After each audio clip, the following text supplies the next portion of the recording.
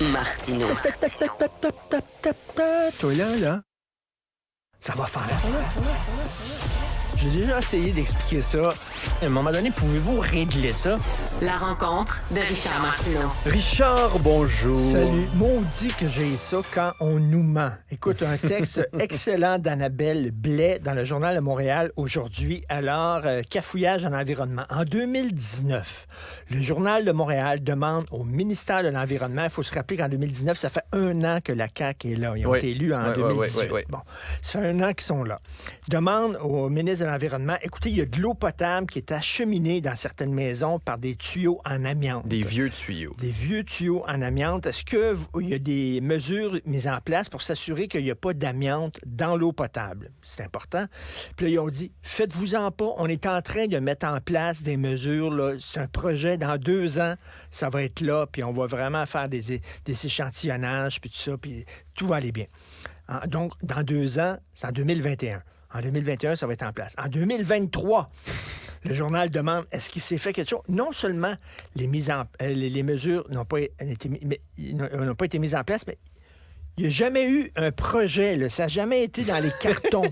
Rien.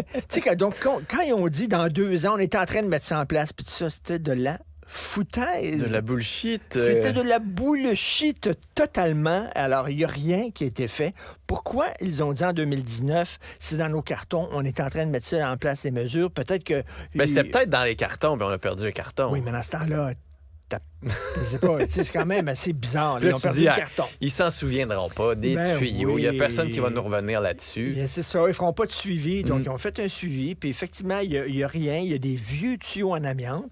Et on peut se poser la question, est-ce qu'il y a de l'amiante qui s'effrite, qui va dans l'eau? Vraiment. Boire de l'amiante, tu ne veux pas nécessairement faire ça.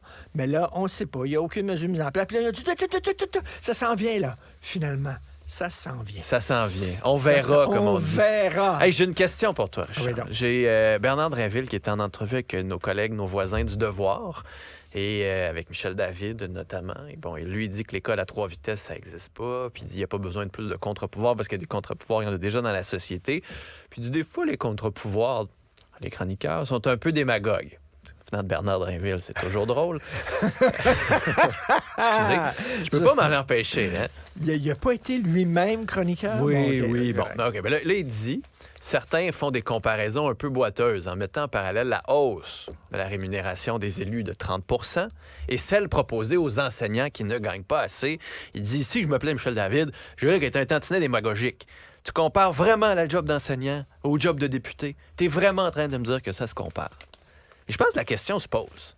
Est-ce qu'on aimerait mieux être député ou prof dans une école primaire Moi, publique? tu me dis député, prof, ou alors nettoyer des fosses septiques en pleine canicule, je prendrais la dernière. Nettoyer des fosses septiques. Mais la question se pose, comment ça se fait que des députés... Puis oui, tu sais, ça dépend des députés. Il y a des députés qui font le strict minimum syndical, et c'est tout. Ce sont des députés d'arrière-ban. Ils n'ont pas nécessairement plus d'ambition que ça. Ils font leur petit job à leur bureau, puis c'est tout. Puis il y en a d'autres qui se décarcassent un peu plus, puis qui travaillent les soirs, les fins de semaine, tout ça. Mais tu sais, reste que... Comme les profs, là. Mais il y a beaucoup de profs qui se démènent. Tu sais, moi, il me semble que l'utilité des profs dans notre société devrait tellement être plus valorisée. Là. Mais l'histoire de la hausse de salaire des députés, le gros problème, c'est que ça aurait été un comité indépendant. Tu sais, tu as voté toi-même ta hausse de salaire, c'est ça l'affaire. Tu dis, wow, capitaine Christy, là, tu sais, là, mettez ça dans les mains d'un comité indépendant. Eux autres vont tout voir, vont tout vérifier, puis ils vont dire si effectivement, mais tu sais, de dire, mais entre prof et député. Je sais pas, c'est une question, puis si les gens veulent, qui sont ni un ni l'autre, là, il faudrait nous le dire. Il faudrait demander à Jean-François Robert, qui était les deux, qui était prof au secondaire ou au primaire. Il est retourné récemment, puis il me disait qu'il avait beaucoup aimé ça, puis qu'il était très heureux de... Mais actuellement, dans les conditions actuelles, être prof, là, oh boy. Puis je parle aux primaires, au public régulier, là, tu sais, je parlais à des profs, puis ils disent c'est poche, tu sais, parce que le réseau régulier est délaissé, puis tu sais, que le ministre ne reconnaisse même pas qu'il y a 3 vitesses dans notre école. Mais écoute, Ou moi, j'ai deux, tout au le temps moins. pensé que la job de prof est une des jobs les plus importantes. cruciales de dans notre société. C'est crucial. Tu formes des citoyens, tu formes des citoyens de l'avenir. C'est hyper crucial. Et tu sais, avant, quand tu étais professeur dans ton village, les gens te saluaient. Il y avait le curé, le prof, puis le médecin, puis l'avocat. Exactement. Puis tu étais bien vu aujourd'hui. Maudit, il se plaint la bouche pleine. Il y a 2 mois de vacances pendant l'été. De quoi il se plaint? Hey, Richard, bonne émission. Merci. Merci à toute l'équipe qui a travaillé là-dessus. Merci à vous. À demain. Salut.